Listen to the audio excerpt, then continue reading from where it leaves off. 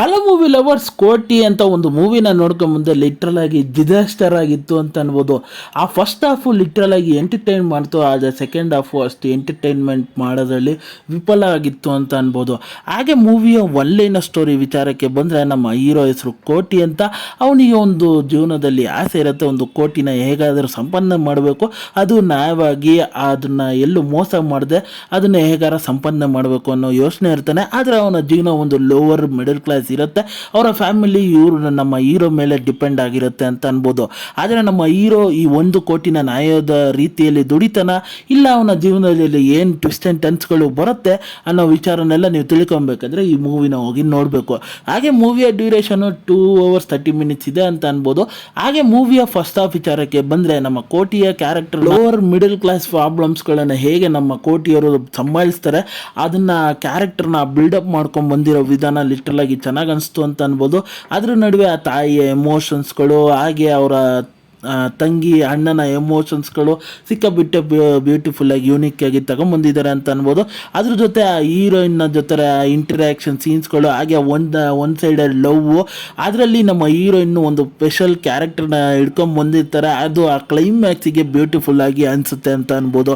ಹಾಗೆ ನಮ್ಮ ರಣಗಾಯನ ರಘು ಅವರ ಕ್ಯಾರೆಕ್ಟ್ರು ಇದರಲ್ಲಿ ಬ್ಯೂಟಿಫುಲ್ ಆಗಿತ್ತು ಅಂತ ಅನ್ಬೋದು. ಅಲ್ಲೋ ಬಂದು ಹೋಗ್ತಾರೆ, ಆದರೆ ಅದನ್ನು ಚೆನ್ನಾಗಿ ಜಸ್ಟಿಫೈಡ್ ಮಾಡಿಲ್ಲ ಅಂತ ಅನಿಸ್ತು ನನಗೆ.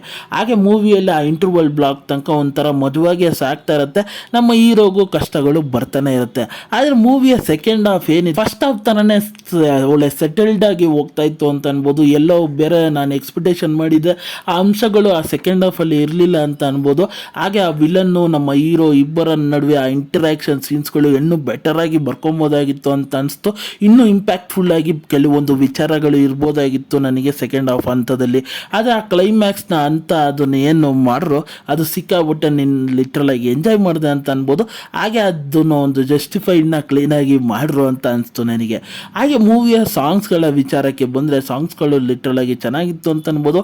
ಸಾಂಗ್ಸ್ಗಳ ಪ್ಲೇಸ್ಮೆಂಟ್ಸ್ಗಳು ಲಿಟ್ರಲ್ ಆಗಿ ಮಜಾ ಕೊಡ್ತು. ಬ್ಯಾಕ್ಗ್ರೌಂಡ್ ಮ್ಯೂಸಿಕ್ಕು ಆ ಸೀನ್ಸ್ಗಳಿಗೆ ಎಲ್ಲೆಲ್ಲಿ ಬೇಕೋ ಆ ಎಲಿವೇಷನ್ಸ್ಗಳನ್ನು ಬ್ಯೂಟಿಫುಲ್ಲಾಗಿ ಕೊಟ್ಟಿದ್ದಾರೆ ಅಂತ ಅನ್ಬೋದು. ಆ್ಯಕ್ಷನ್ ಸೀಕ್ವೆನ್ಸ್ಗಳೆಲ್ಲ ಬ್ಯೂಟಿಫುಲ್ಲಾಗಿ ನ್ಯಾಚುರಲ್ ಆಗಿತ್ತು, ಎಲ್ಲೂ ಓವರ್ ಐಪ್ ಕೊಡದೆ, ಓವರ್ ಸ್ಟೆಂಡ್ ಮಾಡದೆ ನ್ಯಾಚುರಲ್ ಆಗಿ ತೆಗೆದಿದ್ರು ಅಂತ ಅನ್ಬೋದು.